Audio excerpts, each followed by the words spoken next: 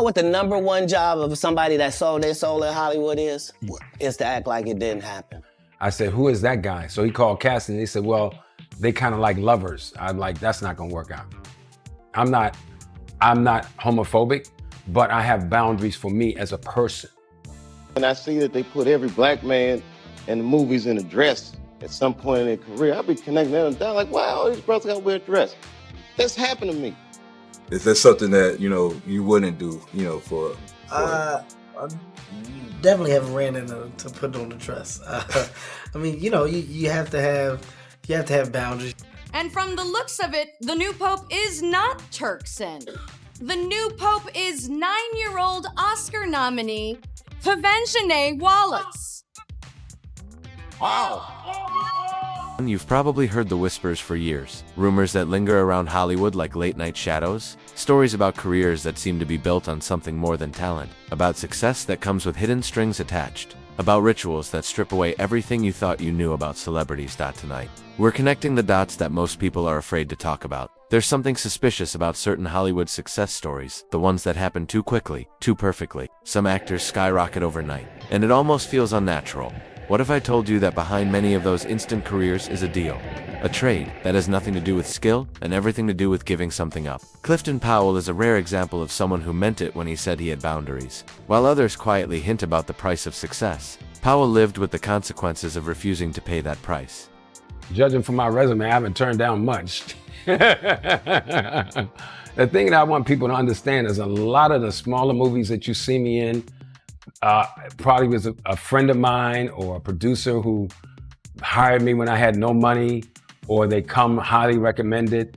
I've been offered some different types of roles that I didn't take. I did a TV series where they wanted me to play the neighborhood coon, and I walked off of that.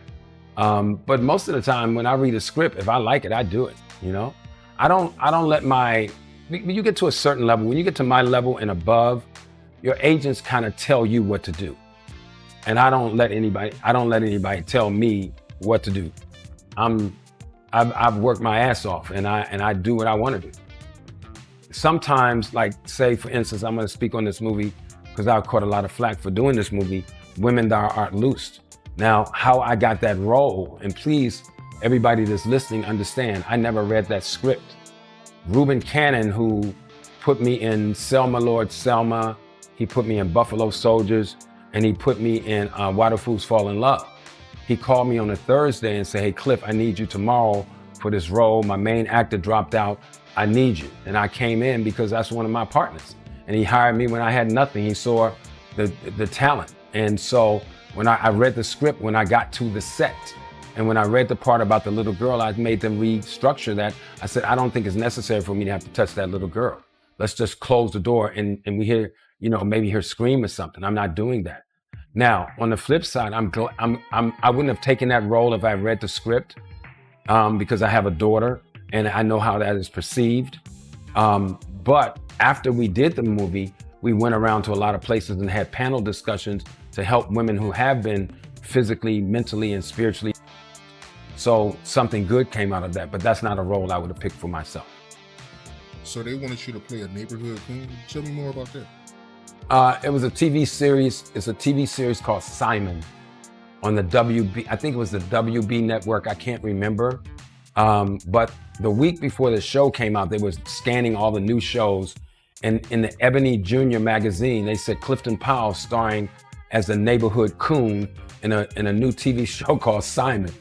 And so when I got there and they wanted me to do some coonish type things, I said I wasn't going to do it.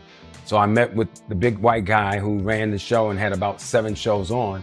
And he basically said, I bet you will do this. He said, I bet you would do this movie if it was a William Friedkin film. Now, if anybody want to know who William Friedkin is, he directed The Exorcist. So basically he said, I bet you would do this role if it was a William Friedkin movie. I said, I bet you I wouldn't. Powell's story hits different when you understand the pressure he was under. Thrown into a role when the original actor bailed, no time to read the script, then discovering scenes designed to degrade him. His response wasn't diplomatic, it was immediate resistance. He demanded changes rather than submit to portraying himself in ways that would define his character forever. But the real test came with bigger stakes. I got a audition maybe a year ago for Mr. Black. I don't think he read the script. So I read the script and I called him. I said, this guy that's the gangster, he has this guy named Raphael or somebody hanging around the bar all the time. I said, who is that guy? So he called casting and he said, well, they kind of like lovers. I'm like, that's not gonna work out. I'm not homophobic. I've gotten a lot of flack for saying something in the heat of the moment. I'm not homophobic, but I have no problems with transgender people or gay people. I don't care what color they are. I have no problems with, I'm not or racist or any of that. But I have boundaries for me as a person, which makes me uncomfortable or comfortable that I just don't cross. And it's not militant. It's just that certain things I'm just not comfortable with. I'm a man. I'm not comfortable with kissing a man, whether I got to do it for a role. I commend actors who can handle that inside of their psyche. I'm not wired that way. I've never seen a gay gangster, but I'm sure they have been. There was a guy out of DC named Wayne Perry who was a gangster, biggest killer in DC. I just read about him. I wouldn't play him because there's a scene where one guy walks in and sees him with a man, and I'm not doing that. But they may come and say, man, but we needed a guy that's rough and tough and can play those rough and tough roles. I'm like, I'm not doing that. That's just me, So I don't necessarily, when I read something I don't like it, I don't give it a second thought. This time I'm not doing it. Powell's story hits harder when you realize what he was up against. He was thrown into a role after the original actor suddenly quit, with no time to prepare or even read the script. Then, he discovered scenes that were meant to humiliate him. His reaction wasn't polite or subtle. He pushed back right away, demanding changes instead of letting those scenes define his image forever. That was just the first battle. Bigger tests were coming. Because I never came to Hollywood to be a star. I didn't have any plans to be in Hollywood. So nobody's gonna force me to do anything. Nobody's gonna dangle money in front of me to make me do anything. Mm-hmm. I'm my own person because it wasn't my passion. But also the way I was raised. I grew up in the 60s in the middle of, the civil rights movement and with, teachers who were black militants and who were revolutionaries, and they instilled in me a certain level of pride. And, and that doesn't deter me. That doesn't make me better than anyone else. It's just that I have a standard for myself that you can't force me to do anything, whether it's, paying me $50 billion a day. It's just not gonna work. One of those tests was a major film offer with a huge paycheck attached. Powell himself says it could have been worth millions, the kind of money that could change anyone's life, and he walked away. Why? Because the role crossed lines he refused to cross. While other actors skyrocketed to fame by compromising, Powell stayed hand-to-mouth, as he calls it, because he wouldn't bend. I used to work at the swap meet. I used to work at Covenant House. I used to do clerical work. I used to do phone sales. I just never quit, okay? So when we talk about adversity, if this is your passion, don't quit. So your way up the top is all right then. Let's get to that. Shut up. That's No, what I'm trying to make. that's what I'm saying. Because I want to clean that adversity thing up because it's very important about what choices people make to think they're gonna make it, Okay. which rolls into your way to the top. Okay. It's no such thing as your way to the top. Really? Yeah. You If call you- Mariah Carey. If you don't, Madonna. if you don't have any talent, at some point you're gonna hit a wall. There's an article, and I can't think of the white girl's name, but she slept with all the heads of the couple of heads. Monroe? No, not Marilyn Monroe. But no. This is a true story. Mhm. And she was dealing with some of the big executives. And what happened was they promised her all this, but because of the chain of command, they couldn't just come in and say, I know this Pierre's show, but yo, she been to be a star. They were like, hold on, man, wait a minute. You can't just do that as an exec and call the network and say, yo, old girl about to be a star. So she's suing all the head of those guys because she thought she could her way to the top. But some people have their way to the top. Come on, Clifton, we have the family here, bro. I'm just being real with you. I am too. I believe that there's no such thing as your way to the top. Now, can you position yourself to move in a different way? No, listen what I'm saying. Because this is what I teach. And I get female students who, like my girl's gorgeous. You're gonna hit a wall where you're gonna get challenged.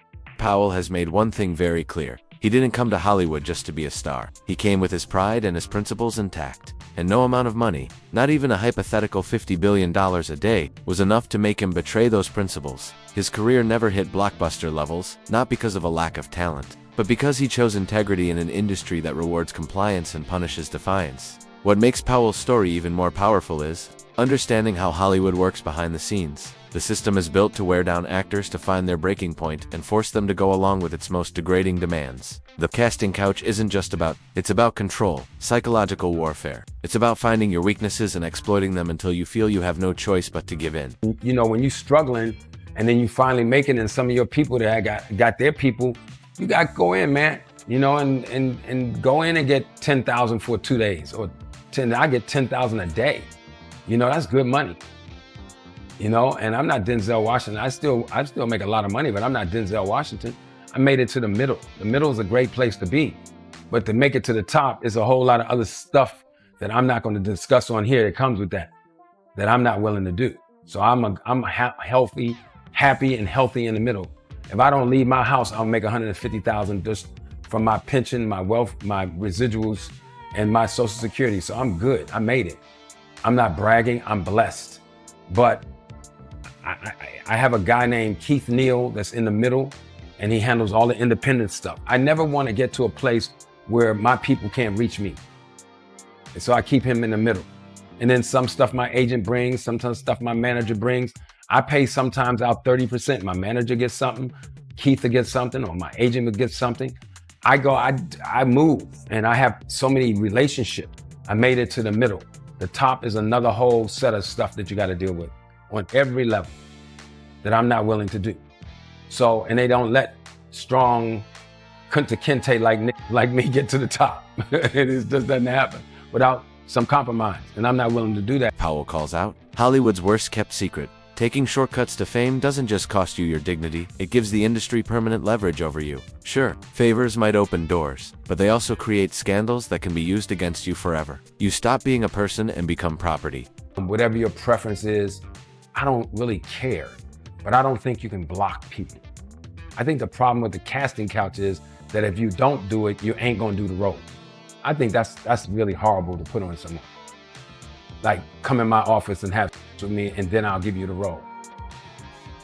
If you come in casting and you get the role on your own merit, and you run into me at a restaurant and you want to go out, and if I'm not married or if I'm whatever, and I'm available, I think that can work. That works all the time in this business. But for me to say to you as a beautiful female, if you don't have to me on this couch right here, you ain't getting the role. And I think that's wrong. And I'm gonna always say it's wrong. I know I'm gonna get a lot of feedback out there, but I'm just telling you the truth. Anybody that blocks you from something to try to force you into making a decision because you need money or you want to be famous, I just think that's wrong. Powell also shows how the trap is set for struggling actors. When you're desperate, they pressure you into taking compromising roles just to survive. But Powell refused to play the game. Instead, he built his own network and found roles through personal relationships, cutting out agents who might have pushed him into damaging choices. I just got my first residual check. It was more than $25,000. So Will Packer put me in that movie. Will Packer called me again. I'm going to work with Will Packer. If my agents don't like it, I'm still going to do it. So people don't understand the inner workings of this business. When you with APA and above, they're ready for you to cross over. That's why Motown crossed Diana and all of them. First they was at the Apollo, then he got them at the big white clubs because they try to cross you over. Powell's moral clarity is refreshing. He refuses to play along with Hollywood's excuses. Forcing someone into intimate acts to get work is wrong, full stop. There's no excuse. That's just how the business works. I mean, I'm a conspiracy theorist to a degree. Like when I connect dots that maybe shouldn't be connected, I don't know. But certain dots, like when I see that they put every black man in the movies in a dress at some point in their career, I'll be connecting them down like, wow, all these brothers got to wear a dress. That's happened to me. I'm doing a movie with Martin. Yeah. The movie's going good. So I walk in the trailer. I'm like, man, this must be the wrong trailer because there's a dress in here. They come in, The writer comes in. I think he's the writer. He's like, Dave, listen, we got this hilarious scene where Martin's sneaking out of jail. So he disguises you as a prostitute. And he put this dress on. And, what? A prostitute? Nah, I'm not doing that. I don't feel comfortable with that. That should have been in the discussion. What? You don't feel comfortable with it? I mean, it's a hilarious bit. All the greats have done it. So, well, if all the greats have done it, it's kind of hacky, right? You're a writer. So why don't we just not do it? Because I don't feel comfortable wearing a dress. Oh, come on, Dave. Listen, we got it all set up. We're supposed to shoot. Every minute you waste costs this much money. You know, the pressure comes in. He said, I'm not wearing no dress, man. I'm funnier than a dress. Just give me something funny to say. I don't need to wear no dress to be funny. What am I, Milton Berle? You know, we're going like this. And then finally he's like, and he leaves. And then like the director comes, Dave, it really would be great if you wear the dress. What is wrong? What is this, Brokeback Mountain in here? So, like,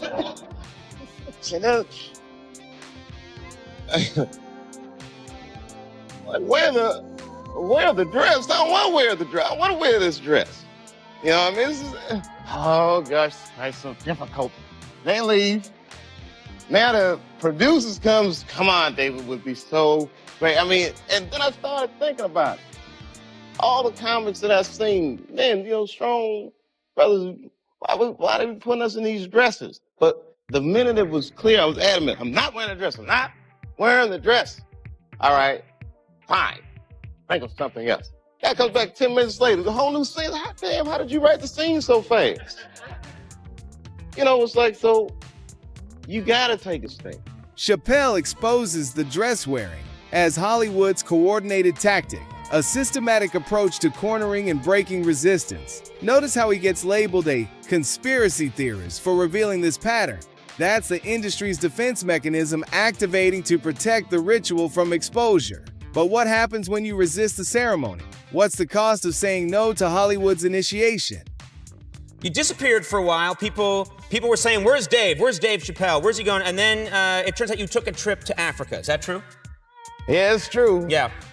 It wasn't like they said. Right. It was because like, the stories, as you know, you're hearing all kinds of stuff on the news. It was crazy, man. I mean, first I went to Africa to chill, and I tell you, you hear a lot of black people say this, like when you go to Africa, especially your first time, you have this overwhelming feeling like you're home, which is true. I had that feeling like, man, this feels like home. I think I felt that way because there's a McDonald's in the airport. So I got my Big Mac. But then it was like, it just got out of control. Like I was in Africa, and next thing I know, I started hearing all the stories like comedian Dave Chappelle's in a mental institution in South Africa. And I was like, man, I must be losing my mind. Yeah. Because I thought this was the beach. Yeah. And everybody calls me crazy. You know, I mean, it was just... You're hearing on the news things like he's gone crazy, which that didn't sound right, you know? And well, you know, maybe I know stuff people don't want me to talk about. So right. We're gonna what other people believe. So they'll call me crazy. But it was a weird thing to get called crazy. At first it was scary. And then now I feel like it's liberating. Like, I feel free, like I can just say what I want to do what I want. They already call me crazy. I can't hold myself accountable for these things. I'm crazy. I can't be held responsible. Yeah. Couldn't control myself. Powell's philosophy is rock solid. He does what's right no matter what it costs him. When people tried to lure him into traps, he saw them for what they were and refused to fall for them. And here's the truth. Many of Hollywood's biggest stars get where they are by surrendering their boundaries. Life proves that keeping your integrity can be expensive, but losing your soul costs far more. And that brings us to Hollywood's strangest, darkest ritual. Something that looks funny at first, a joke on the surface, but becomes sinister. When you see the pattern, Dave Chappelle didn't just notice it, he called it out. He refused to go along. When Chappelle said that every black man in Hollywood eventually gets put in a dress. He wasn't talking about creative freedom. He was exposing a deliberate strategy. It's something that, you know, you wouldn't do, you know, for I definitely haven't ran into to put on the dress. I mean, you know, you have to have boundaries. You have to have limits that you refuse to cross. You know, for me, I know what they are. They've yet to been challenged, so, you know, I don't have to speak on them. I was asked to dribble a basketball on the talk show this morning. You look good doing it. Not that was a dress, but I was like, no, I'm going to look stupid. You know, at the end of the day, you got to know that you're a brand. Yeah. I'm a brand. You need to protect your brand at all times.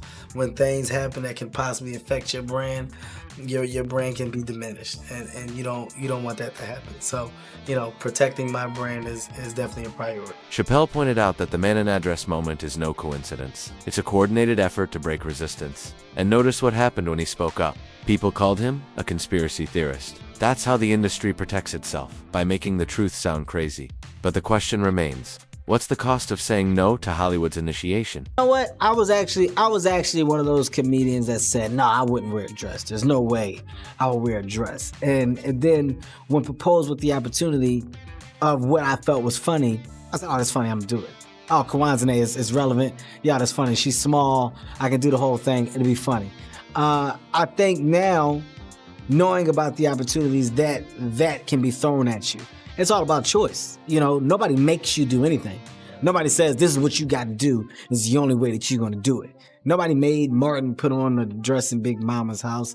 Nobody made Tyler Perry put on a dress as Medea. Nobody made Jamie Foxx put on a dress as Wanda, and nobody made Martin do it as Shanae. It was a choice. And on Saturday Night Live, it was a choice that I made. So I think it's all about your pick of what's funny to you and what you feel would be funny to others. And I will say that's the knowledge that I now have and understand. But from the outside looking in, you always go, oh, I ain't gonna do it. Ain't no way. Why? Why I gotta do it? I ain't gonna compromise myself. For what? I am who I am. But then you're in a movie, and then it calls for a funny scene. Hey, what if you went in this way? And if it's actually funny, it's funny. So at the end of the day, I think funny is funny. You can't put rules and regulations. And Chappelle gave us the answer when he walked away from $50 million and went to Africa. Almost instantly. The media called him crazy. The message was clear. Resist the ritual, and you'll be painted as unstable. Submit, and you'll be rewarded. This isn't about creative decisions. It's about shaping personalities, making sure only the most compliant rise to the very top. Kevin. Hart's career shows exactly how this works. Hart once drew a hard line in the sand. He would never wear a dress, no matter the amount of money offered. He said it publicly, saying he had to protect his brand, but the pressure never stopped. And eventually, the system wore him down. When Hart finally wore a dress on SNL, his explanation was that it was just funny, that no one forced him. But that's exactly how control works. Once you give in, you start defending the very system that broke you. Hart's journey from refusing to submitting to justifying it shows Hollywood's three-step process for breaking people. Defiance, submission, defense of the system, and the result. Hart's career exploded after he complied. The message is unmistakable. Play along, and you get rewarded. Meanwhile, Clifton Powell stayed true to himself. Dave Chappelle walked away. And both paid the price in limited career opportunities. Because in Hollywood, the dress isn't just a costume. It's a symbol of surrender. And those who wear it are given unimaginable rewards. But here's the question we're left with. Is any amount of fame or money worth your soul? In an industry that rewards humiliation over humanity, who really wins? The ones who conform or the ones who walk away? If you enjoyed this discussion, make sure to hit subscribe so you never miss what's coming next. Until then, stay real.